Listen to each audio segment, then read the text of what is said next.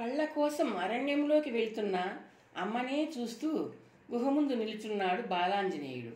తెలతెలవారుతోంది. అరుణవర్ణం తూర్పు ఆకాశాన్ని అందంగా అలుముకుంటోంది.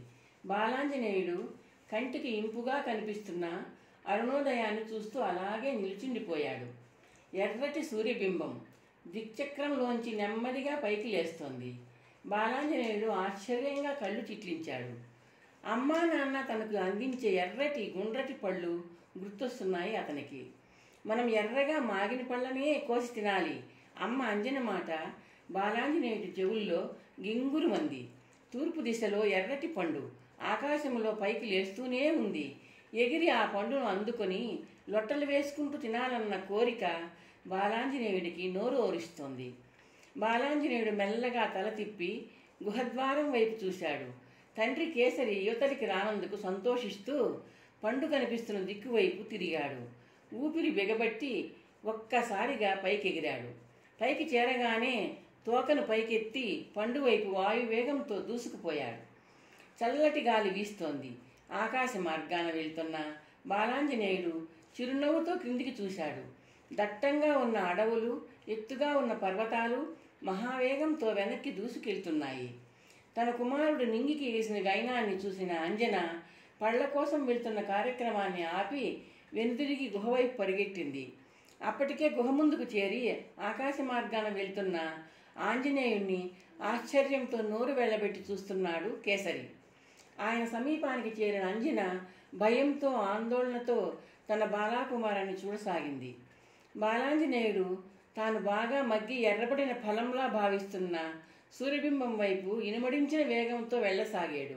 సూర్యబింబం దగ్గరయ్యే కొద్దీ నూతనోత్సాహంతో తన వేగాన్ని పెంచుతూ ఆంజనేయుడు నందనవనంలో ఉన్న దేవేంద్రుడి కళ్ళబడ్డాడు. ఏదో దుష్టశక్తి వానరాకారంతో సూర్యుని కబలించడానికి వెళ్తోంది అనుకున్నాడు ఇంద్రుడు. వెంటనే తన ఐరావతాన్ని అధిరోహించి ఉదయాద్రి వైపు బయలుదేరాడు. దేవేంద్రుని అనుసరిస్తూ ఇతర దిక్పాలకులు దేవశిల్పి విశ్వకర్మ సూర్యుడి వైపు కదిలారు. ఇంద్రుడు ఇతర దిక్పాలకులు సూర్యుడిని సమీపించేసరికే బాలాంజనేయుడు సూర్యబింబానికి అతి చేరువకు చేరుకున్నాడు. బాలవానరా, ఆగు, ఏమిటి ఈ అకృత్యం? తిరిగిపో అన్నాడు ఇంద్రుడు గంభీరంగా. ఆయన కంఠస్వరం ఆకాశంలో ఉరుముల శబ్దంలా ప్రతిధ్వనించింది. బాలాంజనేయుడు నిర్లక్ష్యంగా ఇంద్రుడి వైపు చూస్తూ పళ్ళు ఇగిలించి సూర్యుడి వైపు దూసుకెళ్లాడు. ఇంద్రుడు ఆగ్రహంతో ఊగిపోయాడు. ఆయన చేతిలోని వజ్రాయుధం మెరుపులా కదిలి రివ్వున వెళ్లి బాలాంజనేయుడు దవడను తాకింది. ఆ వజ్రాయుధాన్ని ఘాతకానికి లుంగ చుట్టుకుని గిరగిరా తిరుగుతూ స్పృహ కోల్పోయి భూమి మీద పడిపోయాడు ఆంజనేయుడు.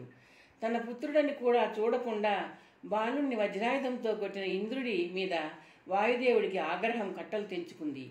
మూర్ఛిల్లి నేల మీద అచేతనంగా పడి ఉన్న బాలకుణ్ణి తీసుకుని వాయుదేవుడు లిప్తపాటులో కేసరి అంజనల గుహలో ప్రవేశించి తన ప్రాణశక్తిని ఉపసంహరించి వేశాడు.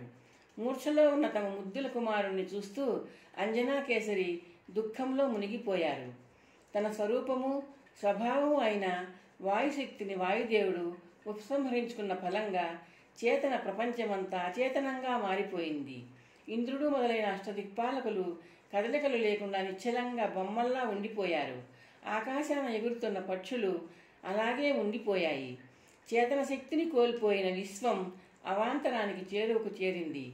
జరగబోయే అవాంఛనీయమైన ఉపద్రవాన్ని పసిగట్టిన బ్రహ్మ క్షణంలో కేసరి గుహ అంతర్భాగంలో ప్రత్యక్షమయ్యాడు. వాయు, ఏడీ నీ ప్రియశిశువు అంటూ నిశ్చేతనంగా పడి ఉన్న బాలాంజనేయుడిని చేతుల్లోకి తీసుకున్నాడు. దక్షిణ హస్తంతో బాలకుడి శరీరాన్ని నిమిరాడు. సృష్టికర్త అపూర్వ స్పర్శతో బాలాంజనేయుడు మూర్ఛ నుండి కోలుకున్నాడు. వాయు, నీ ఉపసంహారానికి స్వస్తి చెప్పు. బాలుడు సురక్షితంగా ఉన్నాడు, క్షేమంగా ఉంటాడు. బ్రహ్మ చిరునవ్వు నవ్వాడు. బ్రహ్మ అనుశాసనంతో శాంతించిన వాయుదేవుడు బంధించిన ప్రాణశక్తిని విడుదల చేశాడు. అంతసేపు అచేతనంగా ఉండిపోయిన విశ్వం సచేతనంగా మారింది. బ్రహ్మ సంకల్పంతో ప్రేరేపింపబడిన అష్టదిక్పాలకులు విశ్వకర్మ కేసరి ఆశ్రమంలో ప్రత్యక్షమయ్యారు. పరమశివుడు కూడా ఆగమించాడు. తన వజ్రాయుధాఘాతంతో సొట్టపడిన దవడతో ఉన్న బాలకుని చిరునవ్వుతో చూశాడు దేవేంద్రుడు. బాలుని హనువు నా వజ్రాయుధం దెబ్బకు సొట్టపడింది. ఆ కారణంగా హనుమంతుడు అనే పేరుతో సుప్రసిద్ధుడవుతాడు. ఇక నుంచి హనుమంతుడు నా వజ్రాయుధం దెబ్బకు లొంగడు అంటూ వరాలిచ్చాడు ఇంద్రుడు. హనుమకు బ్రహ్మాస్త్రంతో హాని ఉండదు, దీర్ఘాయువు అనుగ్రహిస్తున్నాను అన్నాడు బ్రహ్మ. త్రిశూలంతో గాని, రుద్రాస్త్రంతో గాని, పాశుపతాస్త్రంతో గాని హనుమకు అపాయం ఉండదన్నాడు పరమశివుడు. వరుణుడు, అగ్ని తమ ప్రభావాలకు అతీతంగా ఉండేలా బాలునికి వరాలిచ్చారు. కుబేరుడు తన గదను బహుకరించాడు. ఇలా ఒక్కో దేవత ఒక్కో వరం అనుగ్రహించారు బాలాంజనేయుడికి. దేవతలు ప్రసాదించిన దివ్యమైన వరాలను పొందిన బాలాంజనేయుడు అంజన పెంపకంలో పెరిగి పెద్దవాడవుతున్నాడు. కేసరి ఆంజనేయుడిని మల్ల విద్యలో ప్రవీణుడిగా రూపొందించాడు.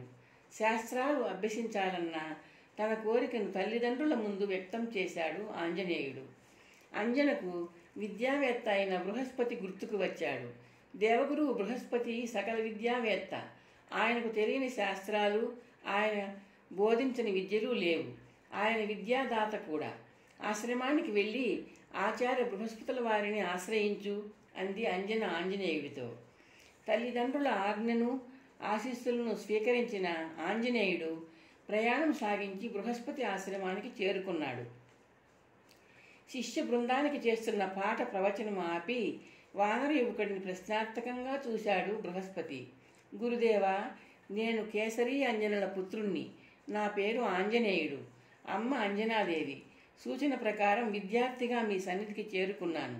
శిష్యుడిగా స్వీకరించి నాకు సకల శాస్త్రాలు బోధించండి. చేతులు జోడించి వినయంగా అన్నాడు ఆంజనేయుడు.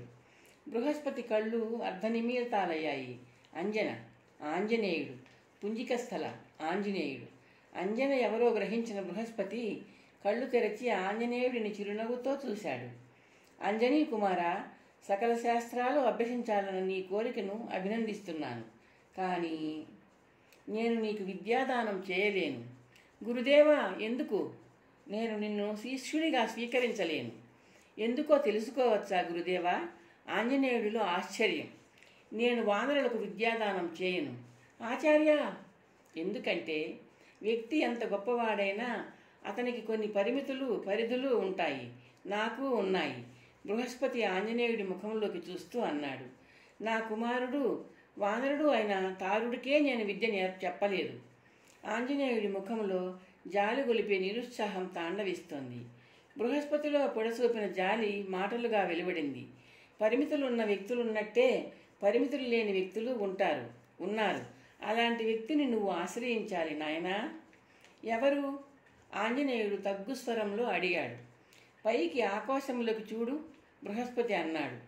ఆంజనేయుడు అప్రయత్నంగా ఆకాశం వైపు దృష్టి సారించాడు. ఎవరు కనిపిస్తున్నారు వెలుగులు చిమ్ముతూ? సూర్యుడు. ఆయన్ని ఆశ్రయించు. సూర్యదేవుడినా ఆచార్య? ఆంజనేయుడు నమ్మలేనట్టుగా అడిగాడు. అవును నాయన, సూర్యుడినే. ఆయన నువ్వు కోరిన విద్యాదానం చేస్తాడు. వెళ్ళు. ఆంజనేయుడు మౌనంగా చేతులు జోడించాడు. ఇష్టకామ్యార్థ సిద్ధిరస్తు, సకల విద్యా ప్రాప్తిరస్తు. బృహస్పతి చెయ్యెత్తి దీవించాడు.